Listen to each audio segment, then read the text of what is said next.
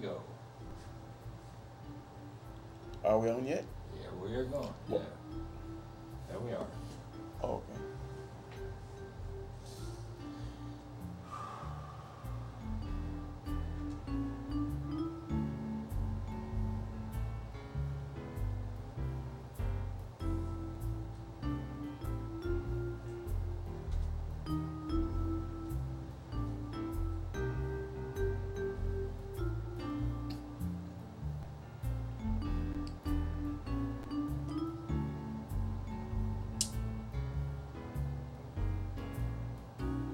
I'm assuming the music is playing, but. Yes, it is. Yeah, okay. I don't want to touch anything.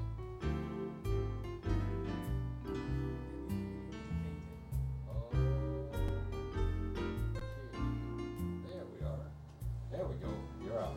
Welcome to Pope Folk Community for Justice. I'm Apostle Cecil Hatchett, and I just want to welcome all you people out there in TV land to my show. And last week it was the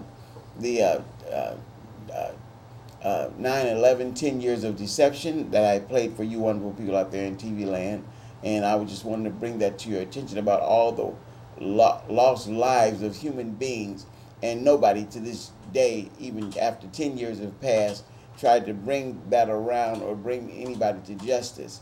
And money that was wasted, for $4.5 trillion that was wasted, killing all these innocent people, or thinking where we're trying to find a person, and that's who we want to kill or bring to justice or do evil things to, or at least, and he was an asset for the CIA, and Bin Laden and Saddam Hussein both were CIA assets, and so everybody's acting like it was a hard way to find them, or and that we had to go to war, and it was really all about basically about the taking the oil or getting whatever we could get, and the whole country joined together and wanted to believe that Saddam Hussein or Bin Laden had played a game in sending 19 people with box cutters to kill human beings, and in doing so, that they're trying to allege that the two twin towers that they had collapsed under a fire. There's no steel building ever collapsed under a fire. And that's why I played the tape, 10 Years of Deception, to let people know that they have engineers and architects that know all about the building of buildings and the floor plans and all that, and that there was no fire that could take a building down, and it could have been hit by 2 jet planes apiece, and the building wouldn't have collapsed into itself or imploded into itself, and or turned to powder, and the buildings haven't turned concrete to powder, and the body parts of all those people that had died were broken up into little teeny weeny bits of human flesh or beings, because it was blown all over everywhere, and people could find parts of people's bodies all on top of buildings, like it was blown into mid-air, and it was just really horrible. And people want to believe that, and then molten steel, and we know that the fire can't generate enough heat to create steel to melt, or to had melted or did the way it did. So I'm just telling you people, the truth is always before you, but you're so busy being busy bodies in many cases, thinking and hoping that maybe the next guy or girl will resolve or solve the problem and give it close attention, but that isn't the case. And so we got a country where we're saying, well, I tell you, I got everybody worked up and mad, and everybody wants to go to another country and kill everybody, anybody, because they're looking for Bin Laden or Saddam Hussein, because they killed them both. But I'm just saying, did they really kill the Saddam Hussein? That's questionable. Or Bin Laden, or whatever the case, it doesn't make any difference. But having done so, that didn't stop the war. We got people to this day. Now we got ISIS after people saying, look, we're still fed up and we're still trying to get some get back, because people are still mad and upset and hurt, because people, their loved ones and people that were bombed or in the sound of bombs, their eardrums exploded and their bodies had been damaged, or themselves had been injured or damaged or killed. And well, I'm talking about 1 million people. in Afghanistan were killed. And then the body count still goes up to this day. Because when somebody's killed or injured, that doesn't mean that they're going to recover and take on a healthy life the following year or day or month or whatever. It's that body count's going to still keep tabulating. And so that's sad. So I'm saying that to you people because I'm always talking about the Negro, colored, black, African American, because we, and me especially being a Negro, that deal where it comes to race and giving way to all are equal and all care about all and all that, that's just a sham. Because everybody's looking at the Negro people like, well, they were called Negroes in the past, but not no more. And so as if they're singing, we have overcame. But have we overcame?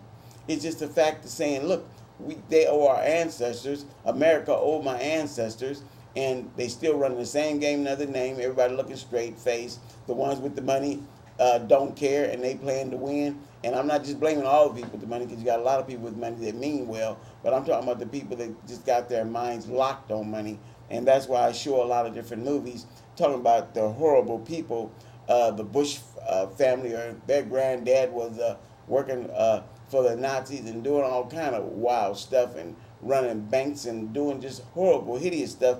And I showed a little bit regarding that, and I'll show some movies in the future regarding the grandfather Bush and the Bush family and various other people that were part of doing evil, wicked, terrible, atrocious things even to this day.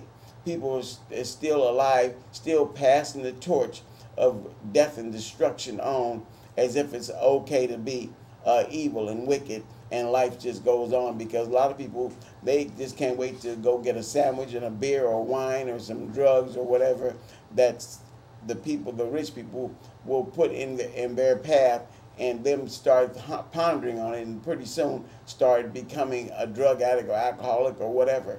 The alcohol has done so much damage to us, way as much damage to us as cocaine, as much damage to us as heroin, or as much damage to us as crank and all these other things. But they just keep pushing it forward because that's just a process of elimination. And they don't care what race, color, or nationality you are, because it's all about when you have money and you have big money, it's just easy living. And when you have nothing or had something, but you're now smoking it up or shooting it up or snorting it up or tricking other people into following that same horrible path, then that's what that's all about. And speaking on all these different subjects, because it's very important, I have people trying to steal my property, and that's what I talk about to this day in 2016, of 22nd of May 2016, that the bank, U.S. Bank, is wrote me a letter trying to explain that, oh no, it's in the hands of, they're trying to exonerate themselves and trying to act like it's in someone else's hand. Well, you're the one that took me to court and tried to say that you're the one that's trying to foreclose on my property. With your chest stuck out, felt real good, a young lawyer standing there and lying to me, and I'm not believing them, but just saying, look, I'm trying to get to court and get justice, but nobody's trying to get me into the court. They're not trying to get a Negro, colored, black, African American in the court, because the Negroes have been taken advantage of forever. Empty promises, false hope, and all that stuff. And that's what's been presented to me. And when I'm trying to make things work, even to this day, I let the people know that, hey, I should have more money than this to work with, and then the IRS is playing games, or the Social Security is playing games. And then when I went to the bank to check on monies, they were saying, well, so-and-so, an organization that I'm a part to, had already taken some money out of my account. And I'll go and speak to that Monday regarding that issue, because they don't have a right to go and take my money from me and put me in a situation financially, because that's what they can do. They can't do that, and that's illegal, and that's fraud, and I'm trying to let people know that. And so when you're dealing with people, don't let people laugh and grin in your face and treat you like they mean you well, only trying to get the upper hand on you or leverage you into a bad situation. The U.S. Bank is trying to say, oh no, we're the same as Akron. We're just, they're just taking the money and putting it to whoever. Now they are trying to act like they don't know who I'm spending or sending the money to, or my family is sending money to keep the Hatchett property. They're just trying to just trying to stay on the money train and stay on the taking advantage of Negro, colored, Black, African Americans. And I'm trying to bring these people to justice, trying to get a lawyer. And then what they try and tell me to do, all the lawyers that I've spoken to, especially if modest, mean lawyers or whatever the case may be, they'll do a conversation like, well, why don't you just don't pay on your home and let these other people let you live there, and then they'll put you on some kind of program, but they'll end up eventually taking your home from you. And I'm not trying to do that. It belongs to the Hatchett family. It belongs to me. And I'm going to keep it in the Hatchett family possession. And I don't care what all I have to do that, as long as it's legal. And I believe in doing everything legal, because people are going on me with a fine-tooth comb, thinking and hoping that I'll do something stupid or crazy or weak. But I won't. Everything I do from the blessed heart, and I trust God Almighty to help me to get things done, to help me and my family and all human beings to get things done. So today I was going to play a movie which was going to be talking about how John F. Kennedy was killed, how he was assassinated by the CIA and different people that couldn't stand him and had problems with him, and put him in a position to where he wasn't even properly guarded, or they weren't running beside him when the car went less than 41 miles an hour or whatever the speed was through coming through a turn. But that's over 40 years ago, and people to this day treat it like, well, we're selling into the original lie, the lie that they've molded and scoped your mind into being sucked into. Those are just lies and non-truth. But I know the truth, because God Almighty is good about unloosening those lips and having people, which would be white people, which would be closer to the event, which would know the inside scoop and know exactly what's going on. And when they make tapes or show movies and then tell you about it years later, I'm fortunate enough to track movies, track information, track documents. And this is what it's about. And there was a black man that, when I'm talking about that 9/11, he was telling people about the building 7, and I'm just jumping back and forth, but to building 7, when it collapsed and went down, they tried to talk like the building fell down and say it wasn't even hit by a plane, and it collapsed straight to the ground. The CIA was housed there, the F.B.I. and other agencies were housed there, and people knew, people had an idea. They weren't in the buildings, and the black man that was in the building that was speaking on the subject, he was speaking about, we got up to the 28th floor, and then we tried to come down, and the fire department helped us get out of the building, because eventually it had collapsed to the ground. He said, I was trapped in the building. And then within years, he was murdered and killed. Nobody talks about that, even to this day. Nobody talks about that or do anything about that, because those awful things take place, and people just mums the word or shut their mouths. But that's the sad part about human beings. We get along with people because we just try to get along with people, but we don't like dealing with the truth or the real reality of what's going on day to day, second to second, breath to breath, all that. You got your daughters and sons running around acting a fool, doing all kind of worldly things, and women are designed to make babies. I mean, that's the short of it all, the skinny of it all. And the thing about it, if you're laying up, kicking it with people, and you're having sexual relationship with people, and then you fool around trying to track down that orgasm, and the next thing you know, you done got yourself pregnant trying to get that feeling. And your body is designed and set up to, your reproduction in your body is set up to bring life into this world. And that's the beautiful thing. But people just like to just come and get with women, and women like to come and get with men, for they're looking for that moment of fulfillment or gratification, and that's all they're focused on. And then when that moment comes and they find that, and then a week later or a month later or whenever they are supposed to have a period or whatever they're supposed to be, or the male, he ain't worried about nothing because he's already up the street and around the corner doing his thing. But I'm just saying, the woman has a real responsibility, because God Almighty puts baby carrying in her hands to bring a wonderful, beautiful child into this world. So then you got the people with the birth control pills are saying, look, we'll help you kill all the kids, and we'll help you out of an inappropriate birth because we know you've been promiscuous and can't close your legs, and then you just open them for jumping jacks. And the sad part about it is that they're not paying blessed attention to human beings who are taking their body as being sacred and being appreciated and loved, or loving their own body, because they find out, boy, I'm trying to track down this fulfillment of the flesh, and I like that moment. And when you get hooked on that moment of the fulfillment of the flesh, you'll find yourself getting into go nowhere fast relationships, losing everything, and being played out of pocket as a loser. But you're not.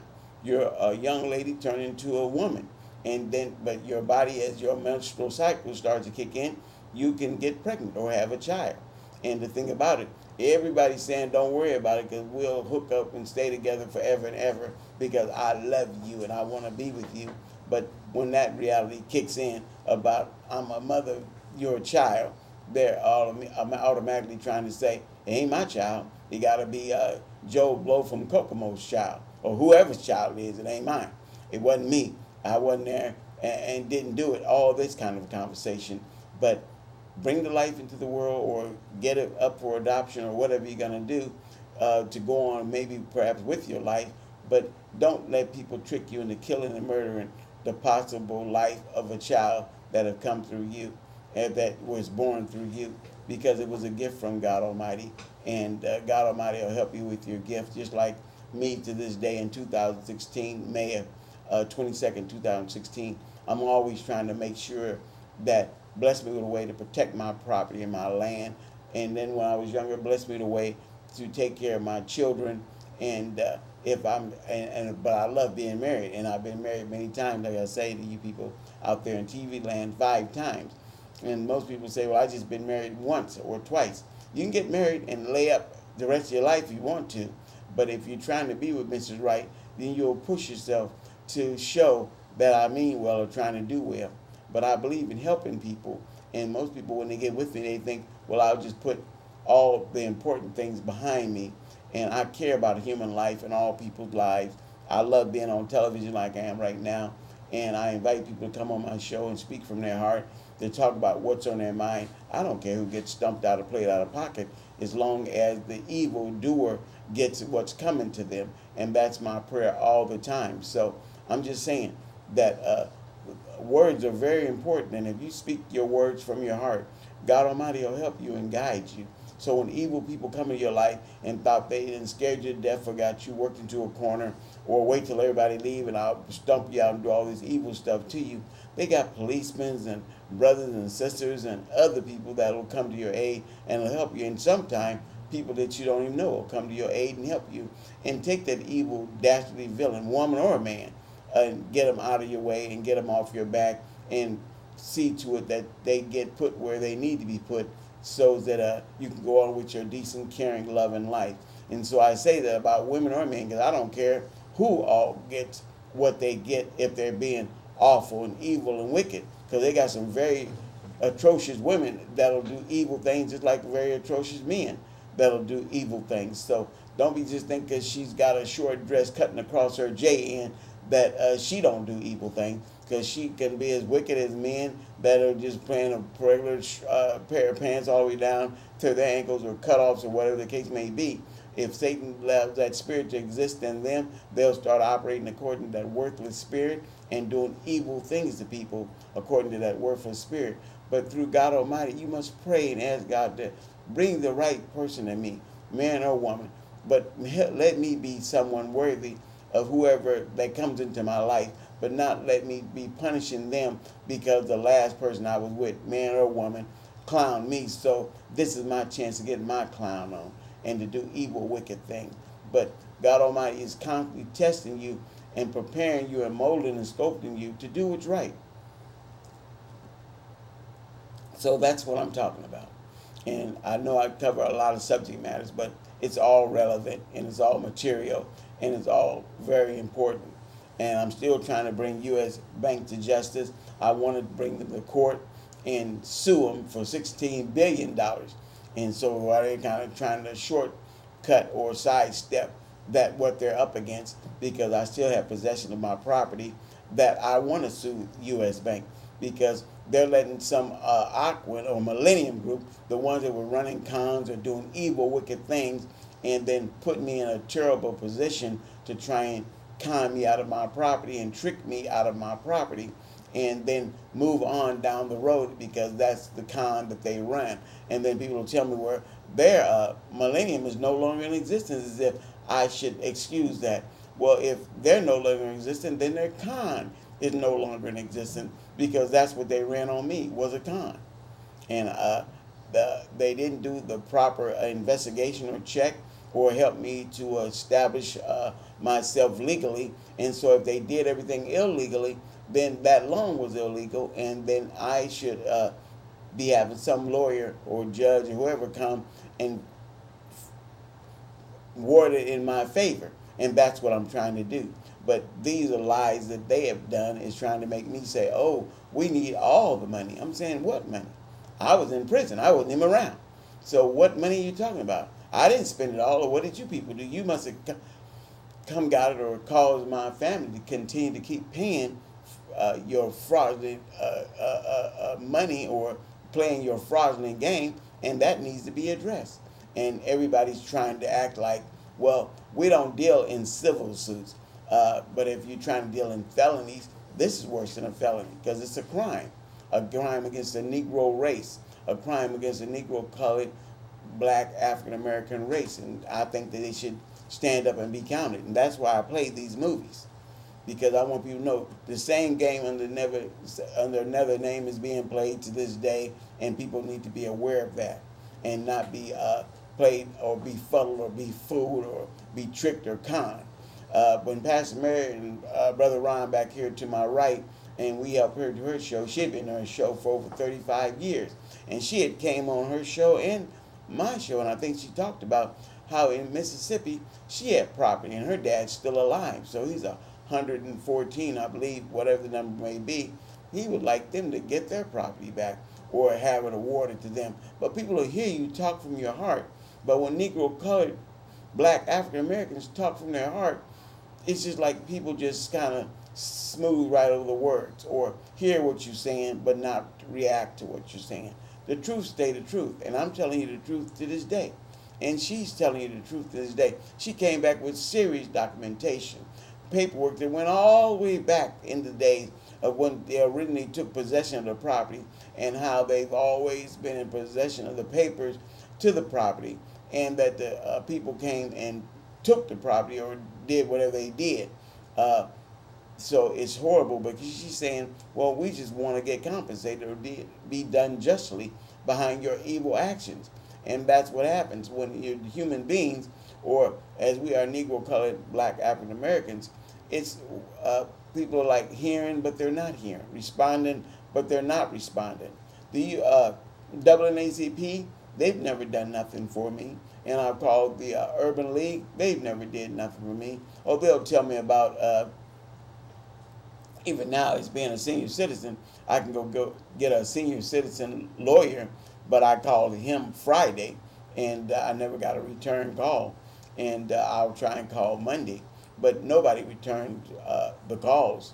And when I talk to people, they're trying to encourage me that if you need a will made, or if you need something that's so minuscule, that as far as I'm concerned, and as far as my needs are concerned, that it's just something that I just really not trying to pay attention to, because my situation is much more major. And that's what I'm trying to say. If my situation is much more major, yours is too. And I just want you people out there in TV land to know that. So I'm after Aquin Loan Company. I'm after U.S. Bank. And I'm after Millennium Group. And Mike Hahn was an individual, and that's why I say his name, that was a part of getting me that loan, that I'm thinking that I'm getting me a loan that is a loan that is whatever money that is made available to me, I'll pay on that money. And that's what I believe, and that was the truth that I thought I was operating under, but that was all a lie and a fake 'em and shake 'em kind of a deal. So when people tell me, well, these people have disbanded, Mike Hahn is still alive. His mom may have passed or maybe still alive, I don't know. But I know he's still around, and I'm trying to get in touch with him. And when I tried to be in touch with him after that contract was made, he never returned my calls or never spoke with me. And I know another party is a good friend of his, and of course that party retired, but he's a good friend of mine. And I would telling him that I'm trying to get a hold of Mike Hahn and trying to get a hold of him. My phone that I still own to this day still has his phone number in it, and maybe I'll charge that phone and try and call that number again all these years later. But God Almighty will help me track him down, or anybody else that's involved with him, because a crime is a crime, and people have tried to play me out of pocket, and I'm trying to get righteousness brought to the surface and bring things to resolve. So I'm saying those things to you people. And I'm just saying to you people out there to this second that people have called me, and generally I'll cut my phone on mute and let people or turn it up and receive phone calls. But I have a party always calling me on a restricted line and never using their name, or maybe calling the front office and pretending as if they had made contributions to my organization and did all kind of stuff. And I'd be like, I don't have time to hear that conversation, and or trying to win favor with me or things of that nature. I love God Almighty, and when I invite people to my show, I mean it. You're welcome to come on my show. But Sister Elliott left the country, and she's not here right now. Brother Steve is sitting in with me. Brother Ron to my right, he's been with me still, helped me do my shows. But I'm just saying that I tell people, come on, if you have things on your mind and your heart to speak about, that's heavy on your heart, speak about them. And if you don't have things that are heavy on your heart, but something that is important to get out to the people out there in cyberspace, you're welcome to come on my show. But please come on my show and do something or say something worthy of talking about. And what's worthy of talking about? What you believe in your heart is worthy of talking about. And most people think, well, I ain't ready yet. I gotta rehearse or practice or think about it. All that, man, you've been in drop dead before you come on this show. Because woulda, coulda, shoulda ain't never got off his dead ass to do nothing. Except for woulda, coulda, shoulda. It's the same speech. Fried, dyed, and laid to the side. So believe me, if you got something to say, you're welcome to come on my show. I do hour shows, and any and everybody's welcome to come on the show. Ku Klux Klan, everybody. I don't care. I'm just saying, just come on and speak from your heart and tell the truth. Be honest. I don't know what'll happen to you, but that's what you do. You have to learn to speak from your heart. Black Panthers, I don't care. I just don't care. I just want whoever got things to say. And if you're young people, you're welcome to come on my show too. I know my show gets a little graphic and gets a little hard, but it's speaking from the heart. Tell them like it is. I got some donkey back there, which I call an ass, and I got a dog back there, which I call a bitch. So you'll see me using those two words all the time. But it's important because people treat us like an ass or a bitch or a female dog, and I think it's horrible. But people will say heartbreaking things to you, waiting for you to react or to react negatively to them. But pray about it and ask God Almighty to kick the lines out of their drawers, because that's what it would be best for you. But not putting yourself in a harmful way or in a situation where you'll be jailed or put in prison. But you can speak in your heart when you listen to these ignorant, silly head up there behind looking out their navel. You can at least pray within yourself in a sincere prayer of that. I just pray that God Almighty will bring them around to righteousness, and that they reap what they sow. When there's all that wicked and viciousness, that they reap that. And that's what I'm talking about. So I'm just saying, don't be just running around murdering people, hurting people, or injuring people just because you're mad or upset, because you'll be locked up and put in jail and the key will be thrown away and you'll be doing a measure 11 and doing a lot of years or whatever the case may be, decades or whatever, because the system is set up against you as a human being, and it don't care if it gets you black, white, color, it don't make no difference what your race is or whatever. When you're locked up, you're locked up, and what the sentence is read to you, that'll be the sentence when it's read to you, and you'll be going in the back room singing woes me, but you'll be back there for years to come. Don't put yourself in that position. And so if you're an attractive young lady, then pay attention. If you're an ugly young lady, then pay attention. It doesn't make me no difference which, because society has gotten to where we just want bodies because we can make money off you on servitude. And we don't care how fine you is, how well you built, how big a behind you got, or how little breast you got, or bigger chest you got, or how little chest you got. We don't care. We're just going to put you in here and put you to work for little or nothing. So that's what will be happening.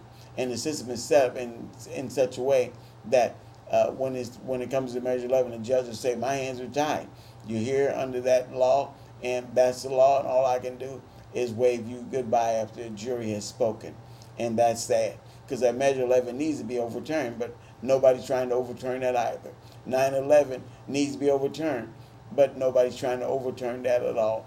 And John F. Kennedy was killed over 40 years ago, but nobody's trying to get that dealt with, even though he was murdered and killed by people which were supposed to be guarding him and protecting him. His brain was taken. They allegedly was shot in their forehead, and they got a little deal showing in his head where the people did some Mickey Mouse operation on his head to make it look like the gunshot wound went into the right side of his head or something of that nature. But we know it's just all hokey pokey. But people want to believe. It's easy to absorb and believe silly thoughts. And Huey Newton, they'll want to believe that Huey Newton died because he was dealing in drugs. They had the food program, feeding everybody and their mama and taking everybody in. That's what's been so good to this day into 2016. The food program was brought about basically by the Black Panthers that made that issue an issue, because some kids would go to school hungry and thirsty or whatever the case would be, and they worked on a free food program and a free lunch program and all kind of great things.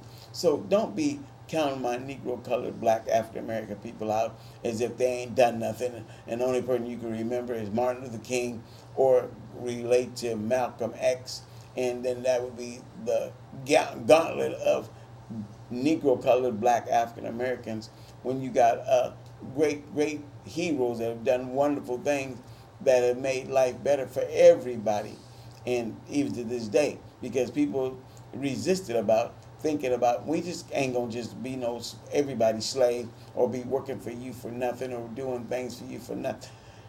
We deserve to be paid, and we need to be paid. And then we start making wages. We were never paid equal wages, even to this day. We get jobs, but most people that got the good money, they've already surrounded people with who they want to make good money or great money, or people that got all these fabulous or marvelous homes. They've already surrounded themselves with people that got these things. And then we got a lot of Negro, colored, Black, African Americans. They getting these good jobs, and they're so busy kissing people's behind because they're so thankful to be in these great jobs that they're not doing anything as far as pulling everybody up by their bootstrap strap or whatever way they can help them. People generally should be sharing with people that, hey, they got good jobs over here or good prices on things over there, and do things of that nature. But people just don't do that. They'll tell you about, oh, I bought these shoes when they were on sale. And you be saying, when did you do that? And you'd be like, now the sale is over, I can tell you exactly where I bought them. And maybe better luck next time. And that's the way a lot of time people do people. But I'm always looking for good deals. And I'm always looking for a place to buy things for little or nothing. Or if it's day old or whatever the case may be, or whatever the deal would be. So I know a lot of people that have bought homes. I've helped them buy homes, to talk to the people that own homes or property and say, these are the things of how you should approach them and the way you should request certain things from people, because they're sick and tired of being sick and tired of waiting to give the property to a family member, but they've all but have insulted them and kicked dirt on them and did evil things to them, but they're still maintaining the property. And they're saying, well, I could just liquidate this piece of land and give it to whoever. whoever would be willing to pay me for the property and give me a reasonable price. And so then you just come in here with that word sweat equity. I'll get in there, clean the place up, cut the grass, do everything it takes to make the place look livable, and then maybe you give me some kind of price break in the future. And sometimes people will say, hey, as long as I don't have to make another tax payment this year on the property, you can have at the property. And then they be like, well, how much do you want for the property? And you're like, well, I'm not desperate money because I got all the money I need to take care of my life and take care of my needs. So you give me a good price and pay regular and pay on time, and I'll help you get into or make it possible for you getting that property. And tons of people have gotten into home and property. People that are good friends of mine that I know, and I'm always talking to people about, well, you could buy this or go to auction and buy that. If they got cars for sale, go to auction and buy your car, and then take it and get it ran across to someone that's a professional to check the vehicle over. Sometimes there's always a little problem. It may be wrong with the car, or maybe it just needs another motor or another transmission. But a person will get rid of a whole nice car because the motor quit running, but it's not the motor. They even drove it because the other party even drove it and just never did put oil in it, and it's just stopped running. It got too hot and it's smoking. So what do? And the person that's closest to you, or that truly don't mean you well, will think, well, I think you blew up the motor. You hadn't put oil in it. The oil stick is not breathing off oil, so you done blew the motor. But that might not be the case at all.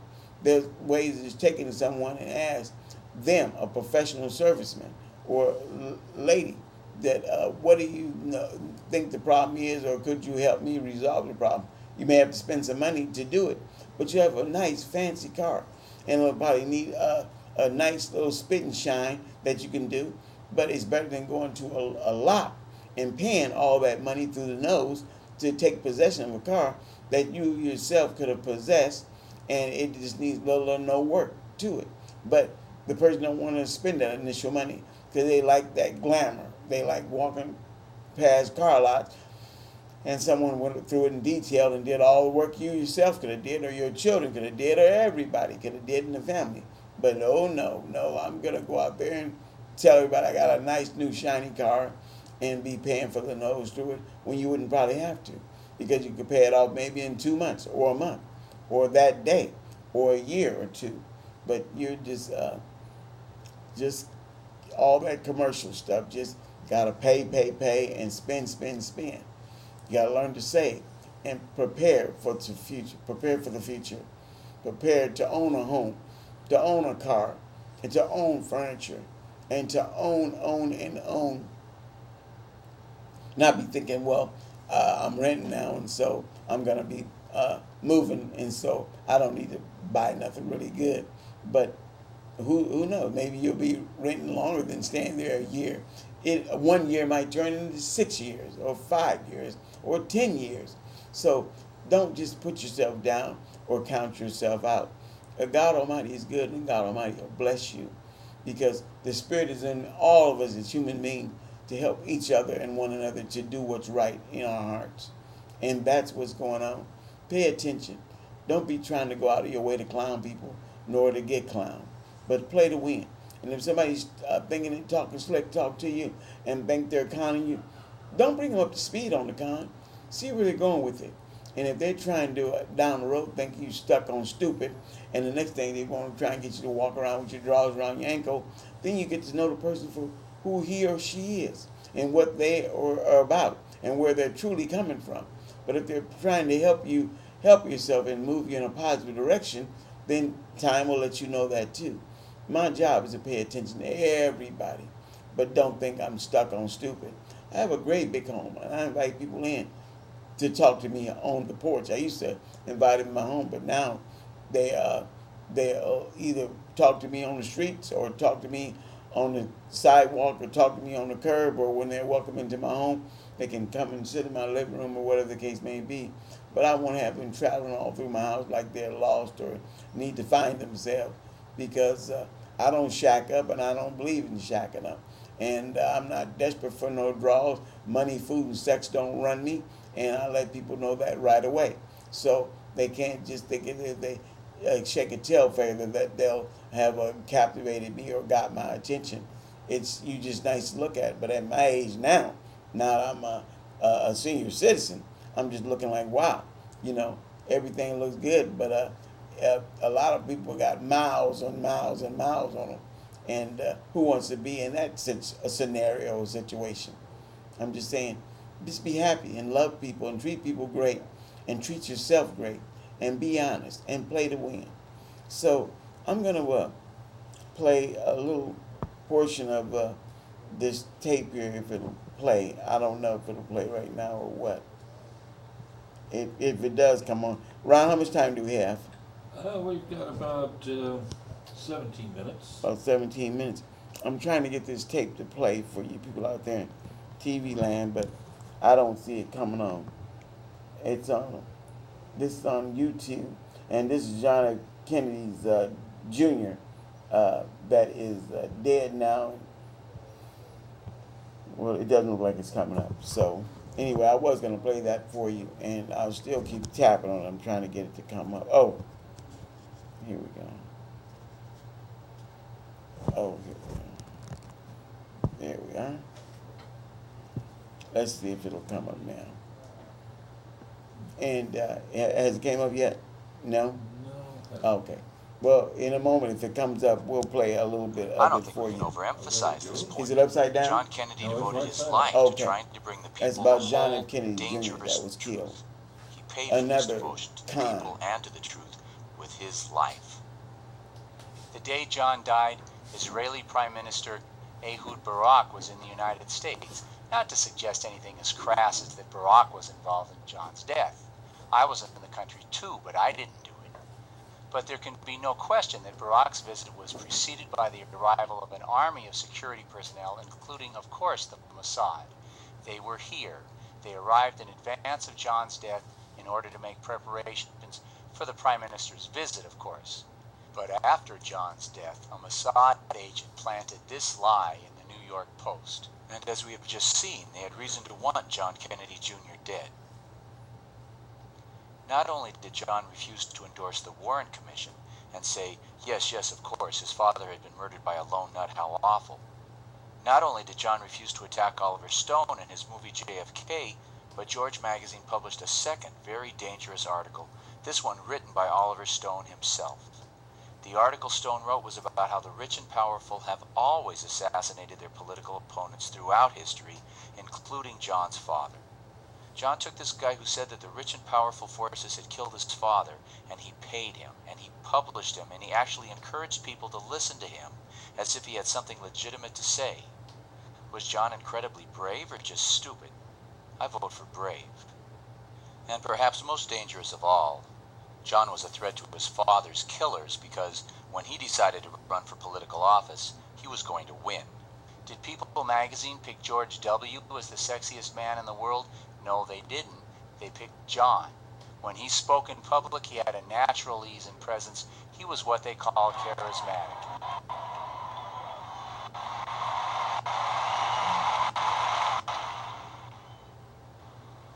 Over a quarter century ago, my father stood before you to accept the nomination for the presidency of the United States. America is better because of the leadership of Edward Kennedy. He has shown that an unwavering commitment to the poor, to the elderly, to those without hope, regardless of fashion or convention, is the greatest reward of public service. Which brings us to our next introductory point.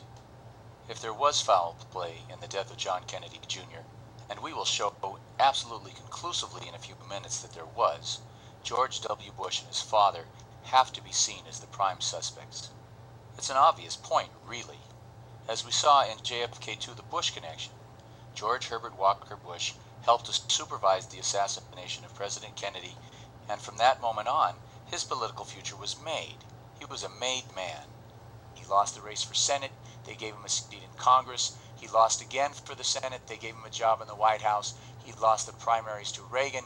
They made him vice president, and he ruled while Reagan napped for 8 years. Does little Georgie's political career show such intervention, such involvement by the dark lords of Nazi politics? You be the judge. A few weeks after John Kennedy Jr.'s death, little Georgie lost to John McCain in the New Hampshire primaries. Now, when you lose in New Hampshire, you're supposed to see the rats scurrying from your sinking ship and jumping on board with the winner. After New Hampshire, the money flows from the losers to the winner. That's how it's supposed to go, as water runs downhill and as day follows night. But in 1999, that's not how it went. Water ran uphill. Night was followed by a much deeper darkness, and money flowed like a plague into the coffers of George W. Bush after his loss to New Hampshire. Now, how can you explain this? Why didn't that loss increase financial support for John McCain by the big money establishment? He was clearly more electable. Why did that loss result in a sudden and enormous increase in financial backing for George W.? These millions of dollars allowed Bush to smear and slime McCain's image with incredible vigor, to buy up the endorsements of the religious groups, of the veterans groups, and to call virtually every voter in the state and tell them the lie that McCain had an illegitimate black child. Why did the big money establishment overwhelmingly support Bush at this time instead of siding with McCain? Was it because McCain was a war hero and Bush was a draft dodger? Was it because Bush had been an openly drug-abusing alcoholic and McCain had led a conservative lifestyle? How do you explain it? It's not so difficult. They needed a stooge, someone they could trust to shut up and do what he was told, as they planned and executed the murder of 3,000 Americans, to anger the American people into a series of unending wars, killing tens of thousands more, so that they could steal hundreds of billions of dollars from the national treasury. Now, if his father got his seat at this table by killing President Kennedy, who did little Georgie have to kill to get his seat at this table? It's a fair question. And now it's time to ask the key question you always ask your prime suspect. Where was Georgie the night John Kennedy Jr. was murdered? Go to a news retrieval service and search every newspaper in the world. You'll find that Friday, July 16th, 1999, the day John Kennedy Jr. died, Bush was in Iowa in the morning, running for president, flipping pancakes and kissing babies. The polls showed that he was losing in New Hampshire to John McCain. You might see this as a crucial weekend for campaigning, but Bush got on a bus at 10 o'clock that Friday morning and disappeared for 3 days. On Saturday, the media ran to Al Gore to ask his response to John Jr.'s death so he could say how sad and sorry he was. And Gore said that he would cancel all his campaign rallies for the weekend out of respect for the family's losses. And then the reporters ran to the Bush campaign headquarters. I mean, here's Bush, a president's son. What does he think of the death of another president's son? That was their angle. And is he going to cancel his campaign appearances like Gore? But do you know what Bush said? Nothing. He was nowhere to be found. His staff couldn't say where he was, what he was doing, or even when he would be back. Although they were sure, they said, that if they could find him, he would of course express his deep sorrow and sympathy for the family's loss. The last preliminary point to be made, based on the events of John's life, is that he was not a W. He was not an inconsequential, drug-using, heavy-drinking, irresponsible boob. He was a responsible, smart, dynamic, responsible, good-hearted, devastatingly handsome, responsible talent with a winning personality and a commitment to make the world a better place. Did I mention how responsible he was? Specifically and most importantly for us today, he was an enormously responsible pilot. Without a dissenting opinion, the 9 flight instructors who watched John fly over the course of 17 years agreed that he was methodical about his flight planning and very cautious regarding his aviation decision-making. How did such a careful pilot end up crashing into the sea, killing his wife and his sister-in-law, and possibly his unborn child? How? Well, that's what we're here to find out.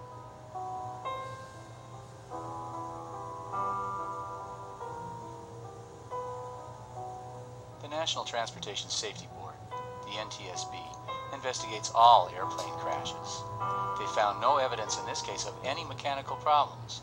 The weather was clear and the moon was visible. The radar report shows that John's plane just suddenly dropped, as if someone had grabbed the controls, the steering yoke, and pushed it forward as hard as they could. It looks like a suicide. And at standard, In any accident investigation, to examine the state of mind of the individuals involved, to assess the possibility that the crash was not an accident at all, but a suicide. So let's do that quickly. John and his wife Carolyn were famous for a fight they had in public, and friends said that for 3 years they had disagreed about whether and when to have children.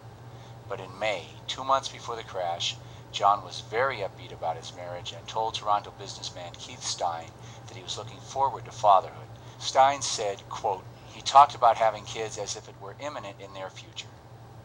On John's fatal last Friday, he told his staff not to worry about their jobs because, quote, as long as I'm alive, this magazine will continue to publish, unquote. This would be a really cruel thing for a guy to say who was planning to kill himself in a few hours. On his last Friday afternoon, John and his wife's sister, Lauren, arrived at the Essex County Airport in Caldwell, New Jersey at 7:30. Witnesses say Carolyn arrived 15 minutes later at 7:45, and yet, while conditions worsened as the skies became more and more hazy as the sun went down, they sat around for 45 minutes. Why? What were they waiting for? This is an anomaly. It doesn't make any sense.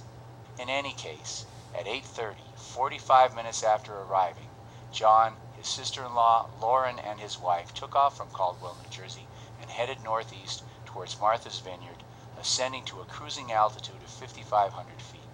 An NTSB radar analysis shows the final moments of the flight in great detail. At 9:33, the plane, still headed northeast, began descending from its cruising altitude of 5,500 feet.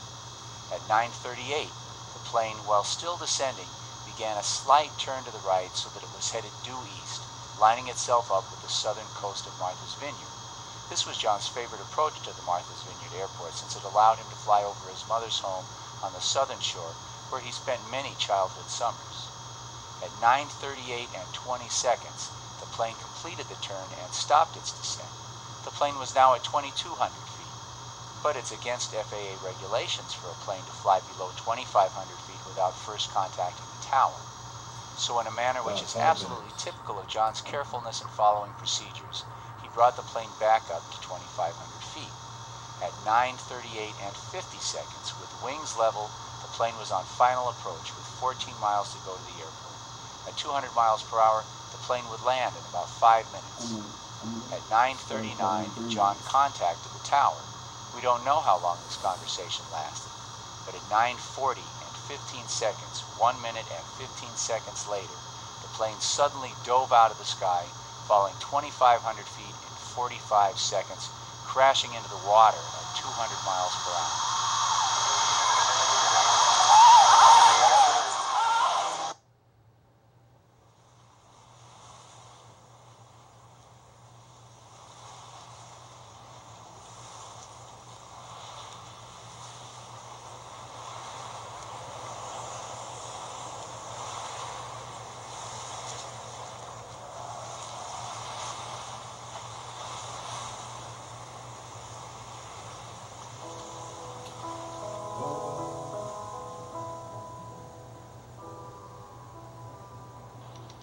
We have been told by the Coast Guard that, in fact, there is now evidence of a last communication last night with JFK Jr.'s plane as it was making an approach to Martha's Vineyard Airport. Petty Officer Todd Burgun joins us from the Coast Guard base in Boston. He is a petty officer and a public information officer.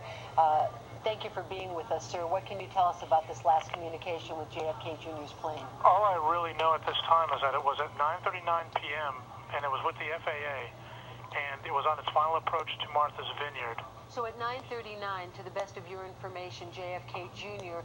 made a contact with the airport, with the flight controllers, the traffic controllers at Martha's Vineyard Airport, that he was on a final descent. That is correct. At 9:39. Todd Bergen is a professional. What you heard him doing just now is what he does every day. He answers reporters' questions about the Coast Guard's involvement in rescues of plane and ship disasters. We have seen that at precisely 9:39, the plane had stopped descending and paused at 2,500 feet. FAA regulations require that. Okay, I'll let you people know we're back on the air, and that was talking about John Kennedy's death, and you know he would have been running for president behind George for the presidency against George Bush the Jr. So it would have been John Kennedy Jr. and George Bush Jr. But you see how they were no way concerned about what happened to him. Nobody really went and looked for him and really made no big thing about his crash. They just treated like he was some kind of inexperienced pilot and that he killed his wife and his sister-in-law or whatever the case may be. That it's very, very terrible. And how they went to search for him. They didn't go look in the area where the plane was last seen or the last transmission. They went way out to sea to look for him. God Almighty loves you. I love you too. Stay strong, stay blessed, stay focused, play to win, and play for justice and treat justice as justice should be. Just bring justice into everything and trust God Almighty to bring people to justice when people are evil. How much time do I have, Brother Ron? Oh, we're looking at about roughly about 1 minute. Okay, so that's all I have to say. We'll do another show for you in the future. And thank you, Brother Steve, for everything. And you, Brother Ron, thank you for everything. Okay. We'll do that now. So we're going off the air. There we go. Credits are rolling, and God Almighty bless you, and stay strong, stay safe.